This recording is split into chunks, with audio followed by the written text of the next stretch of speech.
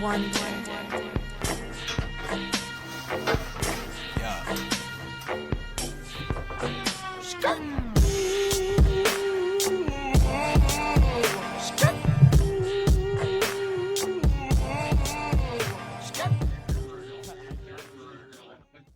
What's up, guys? Your boy Kwame back with another episode of More Than a Screen Printer. This is episode 9, I believe. Wow, made it to 9 episodes. So I know I've been gone for a little bit. I've been trying to come up with new ideas to revamp the YouTube channel and coming up with short vids. I think that everybody's responding to the short vids amazingly, all the shorts, but I want to do come into the new year with some new long form content. So I've just been trying to come up, do a lot of brainstorming and come up with new ideas that I think you guys would like to see from me. So today's episode is going to be about, I'm doing actually a 3-color print.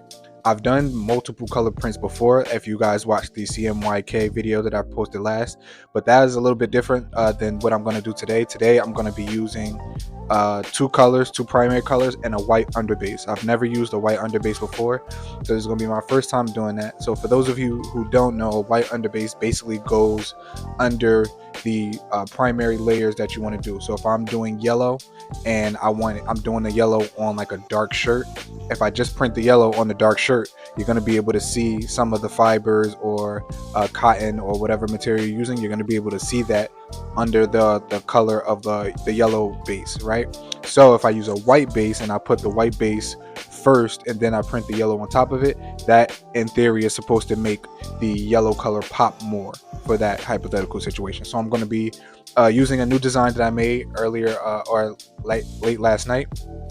I'm going to be using that design, and I'm going to be doing the underbase for the first time. I'm also may do some freestyling. You guys get to see me do some freestyling on the design that I do, also adding some previous designs that I already did. So I hope you guys enjoy the video. Make sure you stay to the end. Don't forget to drop a like, comment, or subscribe. Let's go. All right, all good screen printing starts with good transparencies. I'm using my 11 by 17 paper today. I'm going to actually just use this paper to line up. Normally I use it in a dark room where I line up everything in my dark room, but I just decided to actually line everything up on the press today. I just felt like it was going to be a little bit easier.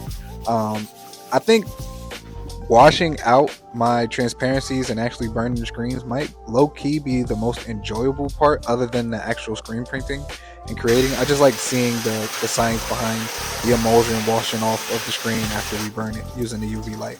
I think that's mad cool.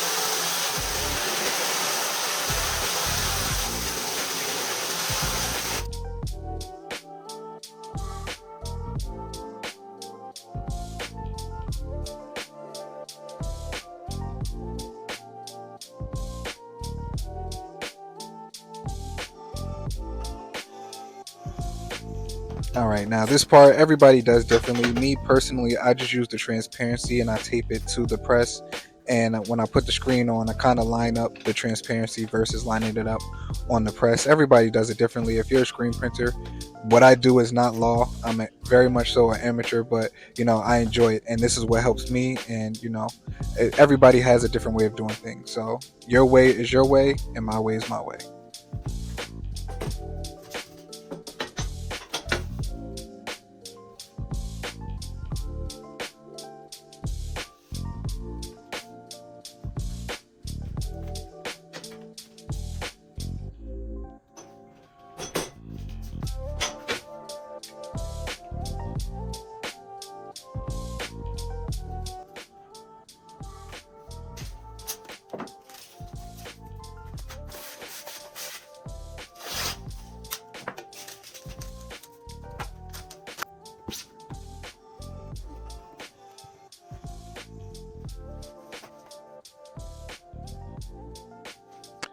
All right, y'all. So now we got our ink on the screens. We got our screens lined up on the press. So now we can start with the test prints. I got a couple of test shirts that I have. I got a red shirt and a navy blue shirt. They're darker colors. So we're going to see how this white base comes out on the darker colors and how the dark colors come out after putting the white base on first. So let's keep going.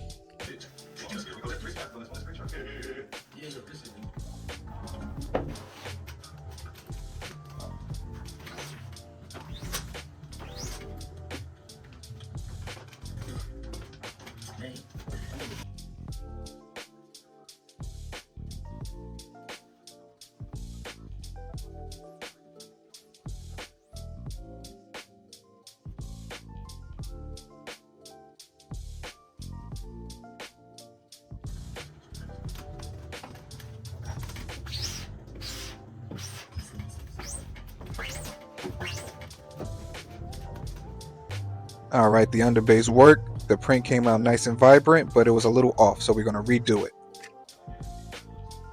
So what I learned from doing this process is that when, like with CMYK, the ink is different. So the video I did before, I was able to print what's called wet on wet. Wet on wet means that I'm not flashing or drying the ink in between colors. So with the CMYK, you print one color, then you go to the next color, then you go to the next color. With this process, what I learned is that you have to print the white ink first, the underbase, and then you flash cure it or dry it a little bit until it's touch dry. Not all the way, but you want to dry it till it's touch dry.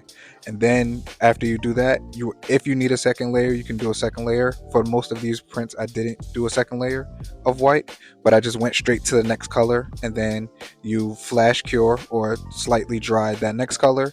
And then once you get to that last color, then you would dry the whole print for the amount of time that you're supposed to dry the print.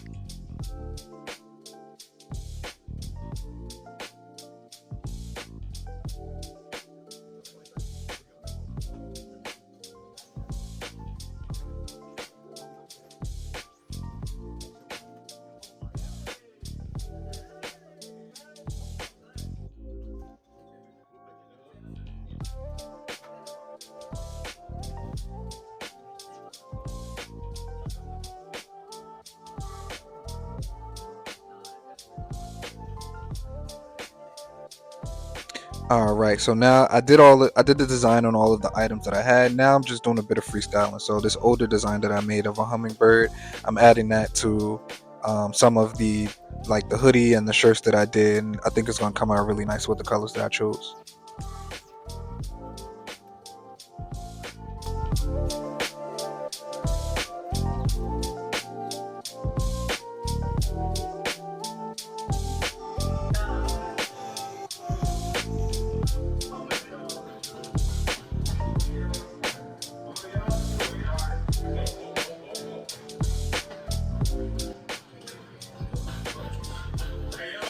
All right, guys, and there you have it. So we finished our project for today.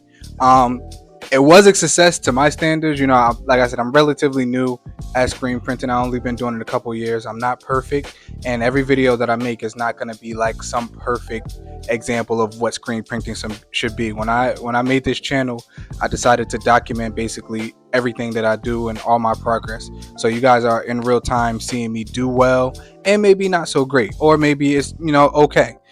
So I'm going to go through each one, and I'll explain the process of what happened. So the first one that I have is the one that I'm wearing. It actually came out really good. However, when I pulled it off of the platen, I actually pulled it off too soon or too hastily, and my hand kind of smudged the actual design. So a design that was going to come out good, I got to take the onus on that, and I messed it up myself. But I still think that everything came out good. On a few of these, you're going to see that the print is actually slightly off. So the white underbase, you can see it. The project of doing the white underbase actually really helpful. Now that I know how to do it, I'll be doing it more often. But slightly off with the alignment. The next one is this blue one. This navy one came out really nice. You can hardly see the words because the words are in black. But again, other than the alignment, it came out really nice. The next one is this like burnt orange one. Again, came out really nice. I actually decided to freestyle this one. I got some hummingbirds here on the ends and one big one here. Again, though, another one where I messed it up by pulling it off too soon. I smudged it right here on the tip of it, but even still, it came out really, really nice. The next one is one that I decided to freestyle. So because it's a white shirt, I didn't need the white underbase. So I just did the black with the orange, like reddish orange. So I did the outline with the black and orange, and then I did the outline of the hummingbird. And then the last one I didn't come out too great, only because of the style of hoodie. So this is a zipper hoodie with a zipper. They do have specific platens that you can use for this particular type of hoodie. I don't have one, so I just decided to try my luck. And with this one, because of this seam here, it kind of gave me a hard time with getting like a smooth print. But even still, I'll probably wear it around the house or like outside or something like that. And then I put the big hummingbird here. and then again the alignment slightly off. So I gotta work on that. But other than that, though, I'm still happy with how everything came out. All of these things are still good projects to me. Good forms of clothing. So I'll probably wear some of these or give some of them away. But that's all for today's video. Please stay tuned for more. Again, this is just me documenting my process and my progress with screen printing and other things. So if you guys have any tips, tricks, or comments that might help me along the way, I greatly appreciate it.